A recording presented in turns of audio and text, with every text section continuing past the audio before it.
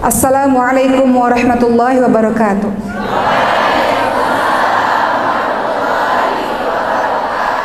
Alhamdulillahirabbil alamin wa bihi nasta'in ala umurid dunya waddin wassalatu wassalamu ala asyrafil anbiya'i wal mursalin wa ala alihi wa sahbihi ajma'in, amma ba'd.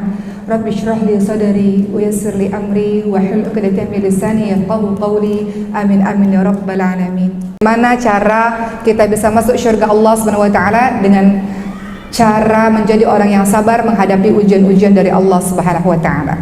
Boleh? Jadi hari ini temanya adalah la tahzan innallaha ma'ana.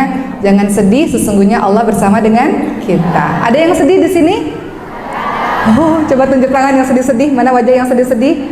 Masya Allah. Orang-orang yang Allah berikan kesabaran dalam menghadapi ujian-ujiannya, insya Allah mudah-mudahan balasannya adalah surga Allah.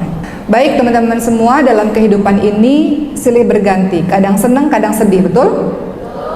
Ada nggak orang yang bahagia terus? Ada orang yang tertawa terus? Terus kenapa mesti iri dengan kehidupan orang lain di sosial media? Ketika teman-teman lihat Instagram orang lain hidupnya bahagia terus ya. Coba ada nggak yang begitu?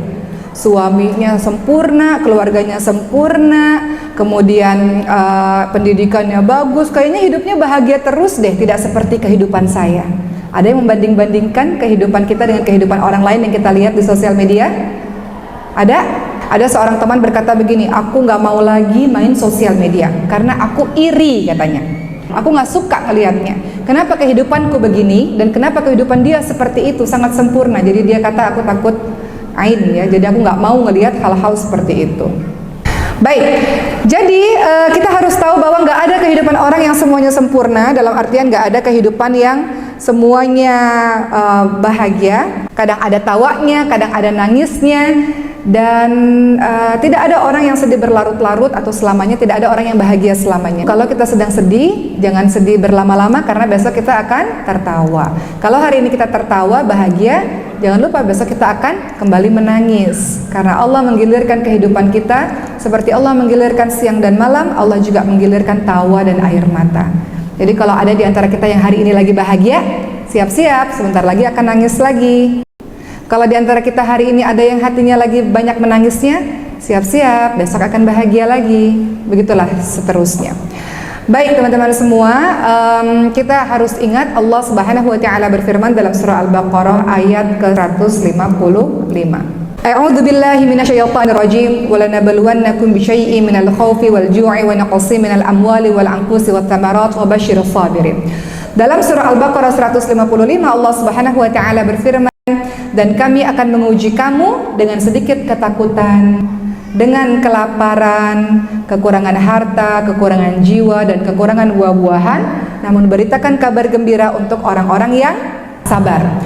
Yakni orang-orang yang seperti apa? Alladzina idza asabathum musibatun qalu inna lillahi wa inna ilaihi raji'un. Yaitu apabila ketika dia ditimpa musibah maka dia mengatakan inna lillahi wa inna ilaihi raji'un. Dia katakan sesungguhnya kami milik Allah dan hanya kepadanya lah kami kembali. Maksudnya apa? Orang-orang yang ketika Allah uji kehidupannya, semua dari kita pasti akan Allah uji dengan ketakutan dalam kehidupan kita. Semua pasti pernah merasakan takut, betul? Allah berjanji bahwa Allah akan mengujimu dengan ketakutan, dengan kekurangan harta, kekurangan jiwa. Kadang-kadang ada orang yang kita cintai pergi terlebih dahulu, meninggal terlebih dahulu. Kekurangan buah-buahan, orang-orang yang dalam keadaan sedang berkebun tidak menghasilkan atau tidak bisa panen misalnya.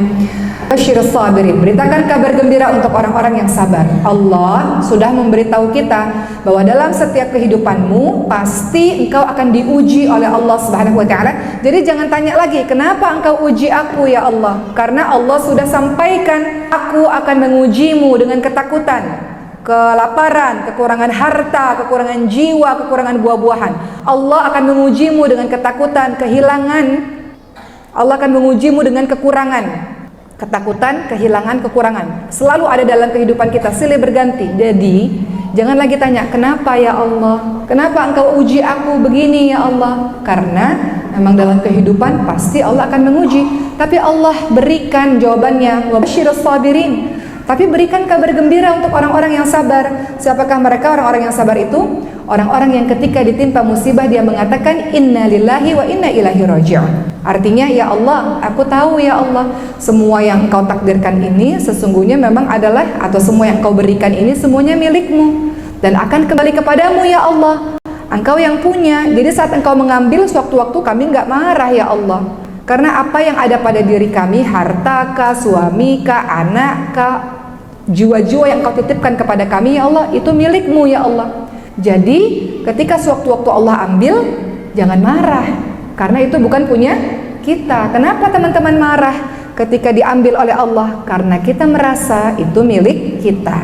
Betul nggak? Tukang parkir kalau diambil mobilnya sama motornya marah tidak kira-kira? Tukang parkir marah tidak Bu? Ketika diambil motor sama mobilnya yang sedang dititipkan kepadanya itu, kata kita, Pak tukang parkir, titip ya mobil ya.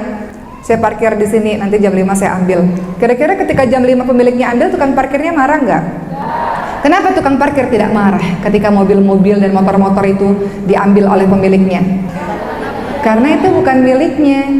Sama seperti kita, dalam kehidupan kita, kata Allah, nanti kadang-kadang aku uji engkau, mungkin dengan mengambil hartamu, mungkin dengan mengambil jiwa-jiwa orang-orang yang engkau cintai. Kata Allah, wabashirus sabirin, beritakan kabar gembira untuk orang-orang yang sabar, yaitu orang-orang yang memahami, orang-orang yang tahu bahwa semuanya itu milik Allah. Bahkan dirimu bukan milikmu, diri kita punya Allah. Jadi Allah bisa berkehendak atas apapun, berkehendak apapun atas diri kita maupun yang lain. Beritakan kabar gembira untuk orang-orang yang sabar, yaitu orang-orang yang ketika ditimpa ujian-ujian, maka dia katakan, iya ya Allah, ini semua milikmu dan akan kembali kepadamu ya Allah. Kalimat innalillahi wa inna ilaihi raji'un itu adalah kalimat penyerahan diri kita kepada Allah Subhanahu wa taala. Ya Allah, nggak apa-apa ya Allah, hanya saja minta punggung yang kuat untuk bisa menjalani hari demi hari ya Allah. Nggak apa-apa diambil ya Allah, karena itu bukan punyaku ya Allah. Bisa nggak kira-kira kita menjadi orang-orang yang seperti itu? Teman-teman lihat dalam surah Al-Baqarah 157 kelanjutannya. Kata Allah, mereka itulah orang-orang yang memperoleh ampunan dan rahmat dari Tuhannya, dan mereka itulah orang-orang yang akan mendapatkan petunjuk. Jadi dalam kehidupan dia akan tenang dalam menjalankan berbagai macam episode yang Allah takdirkan untuk hidupnya, karena dia tahu bahwa semuanya bukan punya dia. Dia hanya dititipkan saja oleh Allah Subhanahu wa taala. Badan kita bukan punya kita hanya dititipkan. Yang namanya dititipkan, kita amanah untuk menjaganya dengan sebaik mungkin. Allah titipkan tubuh ini kepada kita, Allah titipkan kesehatan ini kepada kita. Kita berusaha amanah untuk menjaga titipan Allah dengan sebaik-baik yang kita bisa. Anak-anak kita, pasangan kita, orang tua kita amanah, bukan punya kita. Yang namanya menjaga amanah kita buat dengan sebaik yang kita bisa untuk menjaga amanah yang sudah Allah percayakan kepada diri kita. Itu maksudnya. Kalimat inna lillahi wa inna ilaihi raji'un, milikmu ya Allah, akan kembali kepadamu ya Allah. Kalau sudah ada kalimat itu, maka akan ada perasaan ridha akan apapun yang terjadi dalam kehidupan kita. Betul?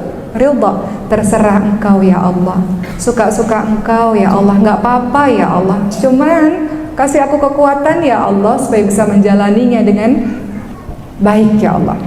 Baik, masih banyak nih ceritanya ya. Kita akan lihat berbagai macam kisah kesedihan dari para nabi-nabi kita, dan kita lihat, kita compare dengan kehidupan kita yang gak ada apa-apanya.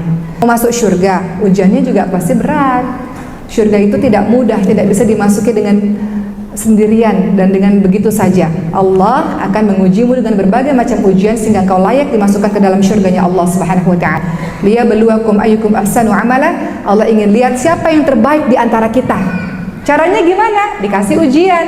Orang-orang yang ada di sekolah, anak-anak murid yang ada di sekolah, supaya gurunya tahu siapa yang terbaik di antara mereka adalah dengan ujian.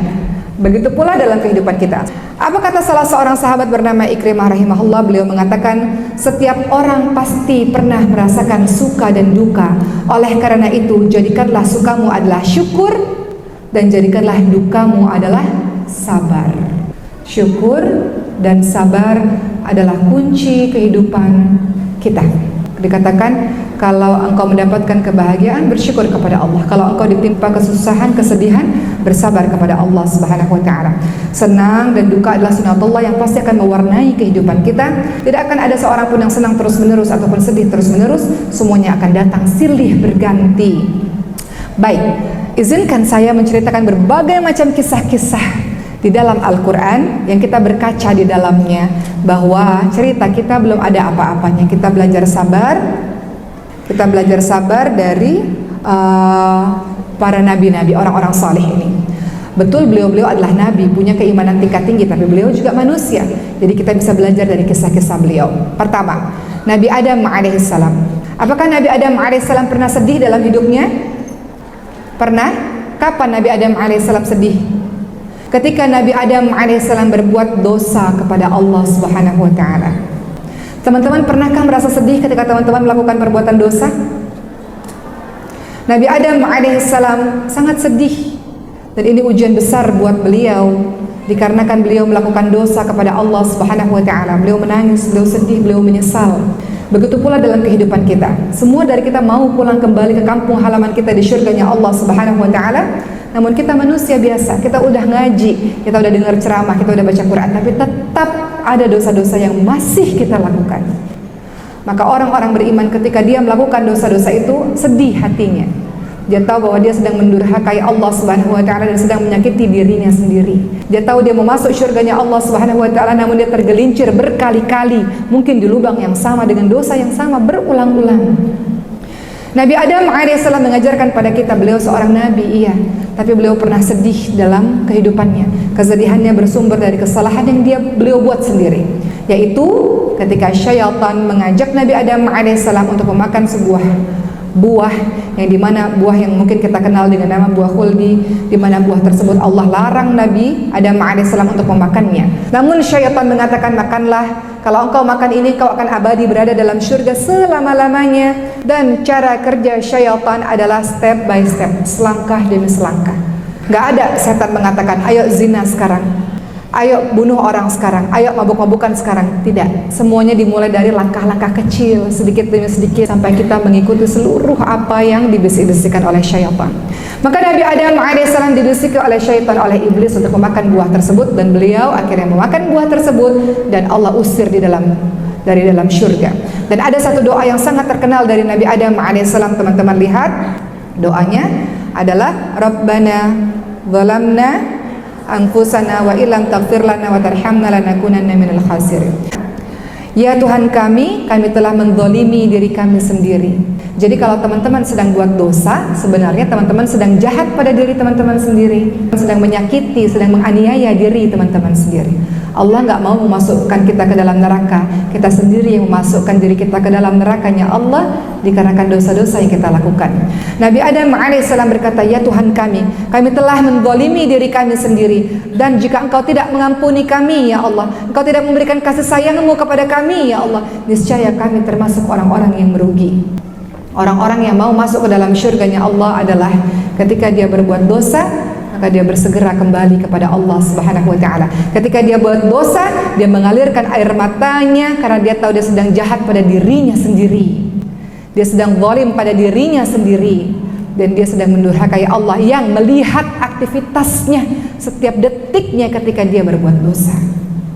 Itu kisah Nabi Adam alaihissalam, teman-teman semua.